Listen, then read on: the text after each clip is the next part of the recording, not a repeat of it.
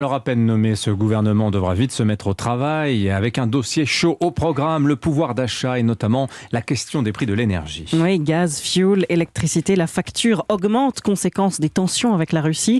Le mois dernier, Moscou a réduit ses livraisons de gaz de 60% à travers le pipeline Nord Stream 1 pour éviter les coupures et anticiper l'hiver prochain. De plus en plus de pays de l'Union européenne relancent leurs centrales à charbon avec forcément un impact sur le climat, Louise Salé. Oui, beaucoup de ces centrales étaient fermées pour des raisons écologiques. Le charbon émet 2 fois plus de CO2 que le gaz et rejette beaucoup de particules fines qui dégradent la qualité de l'air. En France, on pourrait donc mobiliser Saint-Avold, 500 mégawatts de capacité. C'est moins évidemment que l'Allemagne qui prévoit 5 gigawatts, sachant qu'un quart de son électricité dépend déjà du charbon.